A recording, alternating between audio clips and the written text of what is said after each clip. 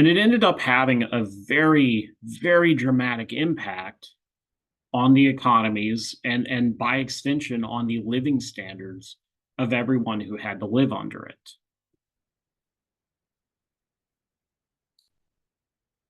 The what I'm going to do is I'm going to give you six pairwise comparisons. I've put a lot of thought into this. I've taken six cases because in economics, all we can really do is go off natural experiments. We can't run an experiment. We can't, you know, go take a bunch of people, force them to live in a country together that we make inside of a laboratory.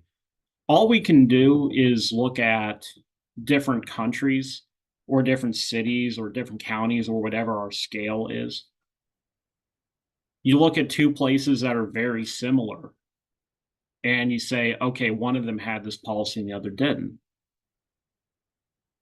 Well, with communism, we actually have a number of these natural experiments, cases where two people shared a government or shared a culture or had a very similar historical experience before they were artificially divided by a border.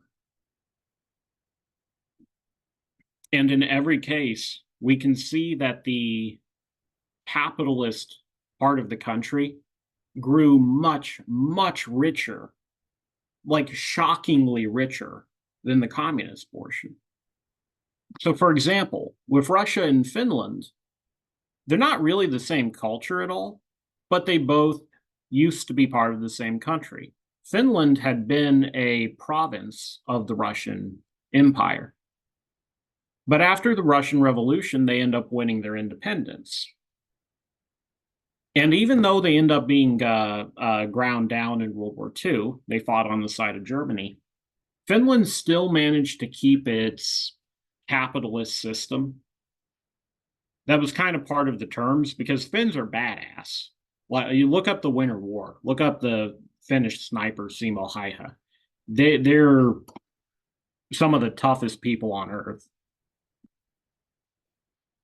So unlike the rest of Eastern Europe that the Soviets go in and conquer, the Soviets, as they advance east, running the Germans out, they force communism on every country they roll through. Well, the Finns, they get spared. And if you were to look at it today, I want you to think of this like a pay cut. Imagine your family growing up. Imagine if your family had to live on a pay cut this big. In Russia, they only have a third of what the Finns have. Their GDP per capita is a third that of Finland. A similar story plays out in China. They're in the middle of their warlord era. And you've got two of the biggest, baddest warlords in the country, Mao Zedong, the communist, and Chiang Kai-shek, the nationalist. Now, Chiang Kai-shek is a nasty piece of work himself. That's one thing. Conservatives have this habit of like lionizing whoever the anti-communist side of a fight was. Usually they were a dick. They were bad people too. But Chiang Kai-shek gets run out of the country, and there's one little Chinese island that he holds up on, and the Chinese don't have a navy worth anything, so they can't get to him. And the U.S. protects this little island, Taiwan. And to this day, the Chinese still claim Taiwan as their own property, even though they can't, they can't get to it. Well, if you live in China now, you could expect your income to be 1/5 what it is in Taiwan. How about Austria and Hungary? There's a name from the history books, the Austro-Hungarian Empire. Well, Austria gets lucky. They happen to end up falling on the right side of the Iron Curtain. They happen to wind up on the capitalist side of it. Hungary, on the other hand, Soviets are going to take that over. You live in Hungary, you're going to make a third what you would get in Austria. How about Vietnam and Malaysia? Now, they never shared a nation, and they're not. This is one of my weaker comparisons, right? I'm going to be upfront with you about that. But they're both Southeast Asian countries, and they both fought a bloody, brutal guerrilla war against a colonial overlord. The Vietnamese fight against the French. Vietnam ends up getting split between North and South. Communist North, American or capitalist South, backed by the Americans. And when the North invaded the South, we come into Vietnam's defense. We beat them in every battle on the battlefield, but the American public didn't have the stomach to sit over there for decades on end in what seemed like a war that would never end. Eventually, we leave. Well, down in Malaysia, that's Britain's Vietnam. It's another Oriental country. Malays themselves are, they're not East Asians, but Malaysia has a huge Chinese population. It's another Oriental country.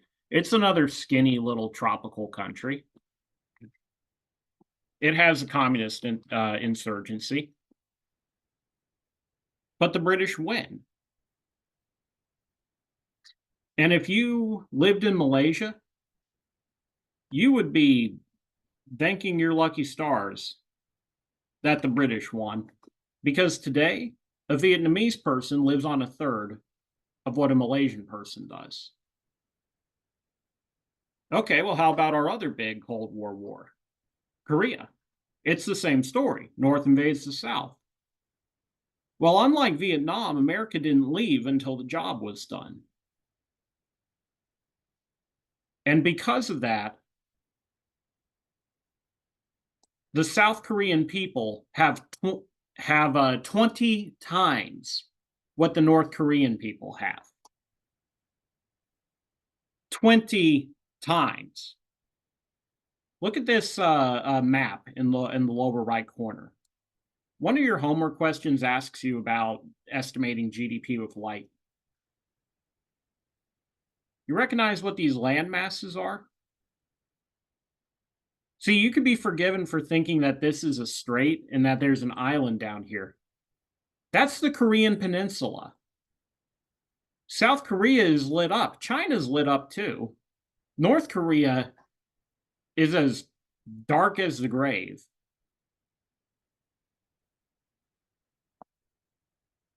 It's one of the poorest nations on earth, a country whose only claim to fame is its thriving export industry and propaganda statues.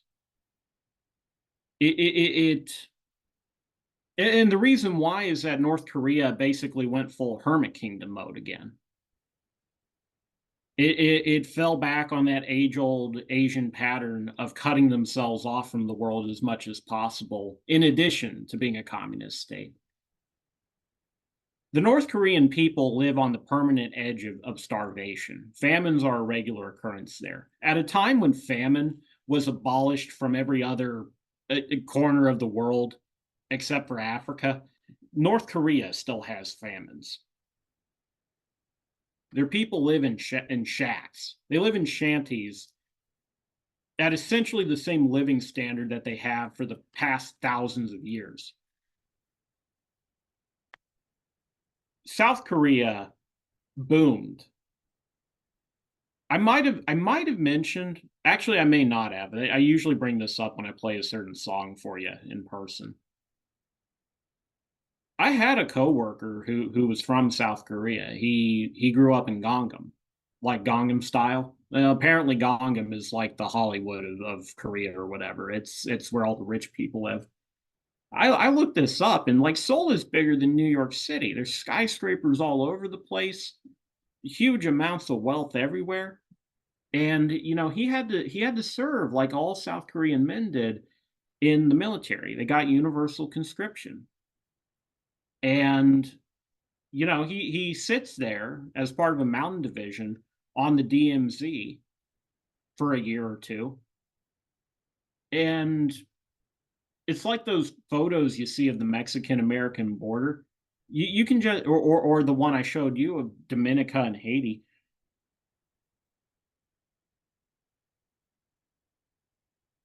They were the same. North Korea was like the rich part of the country too, before Korea got divided. But you have this quasi feudal hell world on one side of it, and then you have this rich, successful, modern, Western looking country on the other one. And there's no explanation for it other than the quality of the leadership, of how they ran their own country into the ground. And finally, I had one last example for you, which was Zimbabwe and South Africa. Now, they make an interesting contrast because they are they were actually both run by communist parties. In both places, there was a very large white minority, and that white minority owned most of the land, owned most of the property, had a Jim Crow-like system of segregation. In South Africa, they call it apartheid, and people talk it up like it's uber segregation, but it's frankly, I've never seen any evidence that it was actually worse than what we had here. Among other things, they got to have their own reservations, so at least you didn't have to live in the parts that were run by the whites. But both places have the same social structure. The biggest difference is that there are way more whites in South Africa. They've lived there a lot longer. Now, late in the Cold War, the Zimbabwe, it's called Rhodesia at the time, has this civil war. The Soviet Union starts flooding the place with tanks and guns and all kinds of supplies to back this black communist insurgent, Robert Mugabe. Now, Rhodesia is the richest country in sub-Saharan Africa. It feeds the rest of the continent. And the Americans had been supporting both of these countries up to that point. But after the civil rights movement succeeds in the US, there's this big shift against any colonial country that still has institutionalized discrimination like that. And so normally during the Cold War, we would back whoever the communists were messing with, no matter how foul they might have been, right? We run guns to Afghanistan. We run guns to the Sandinistas. We run guns to all kinds of scumbags. But they just throw Rhodesia under the bus. Jimmy Carter didn't want to back them up. And the Rhodesian government ends up getting overthrown. They win every battle they ever fight, but they just can't cope with the constant flood of new insurgents coming in because they're outnumbered something like 100-1, and they end up leaving the country. And then Mugabe runs it into the ground.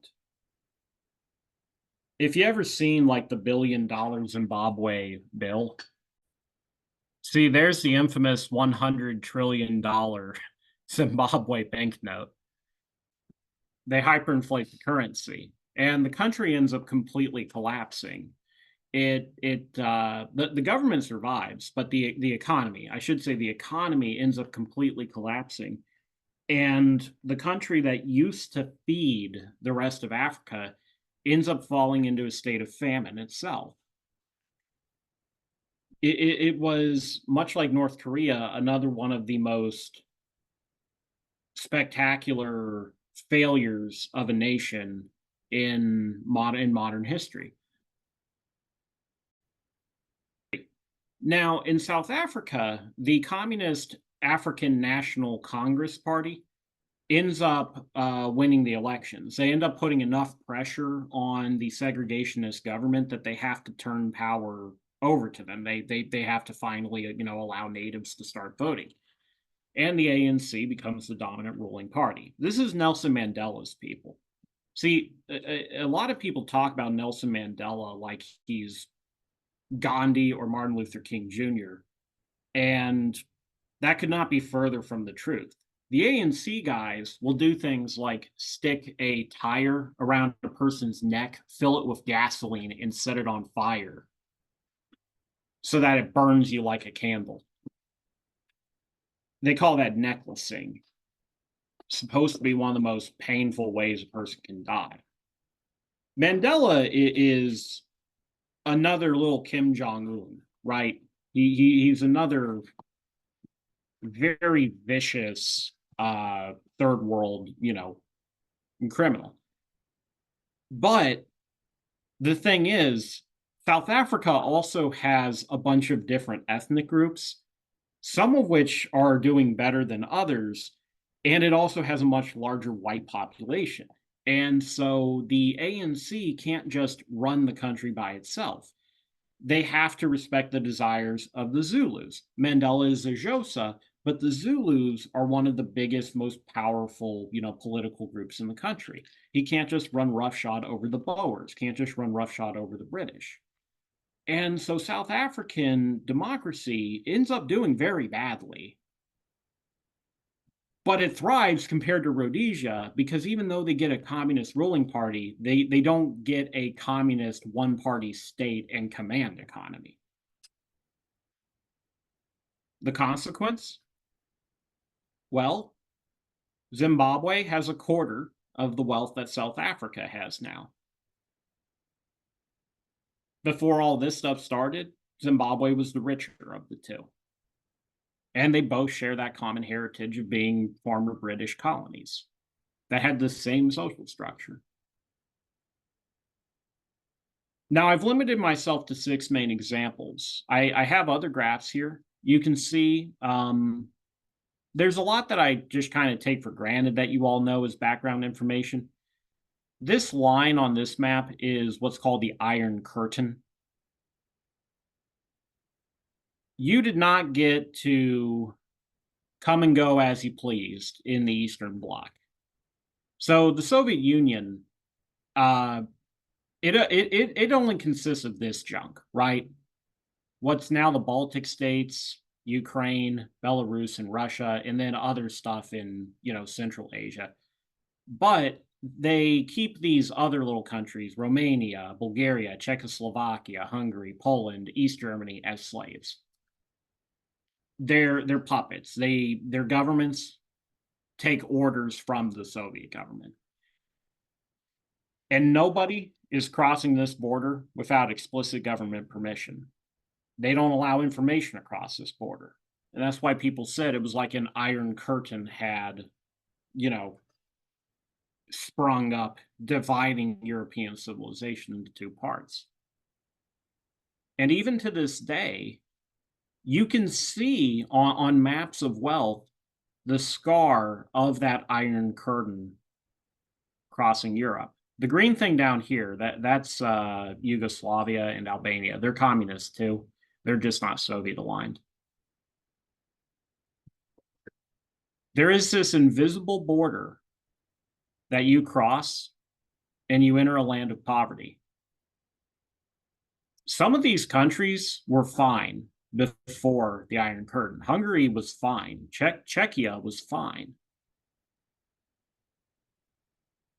But that system, that totalitarian system, strangled the country.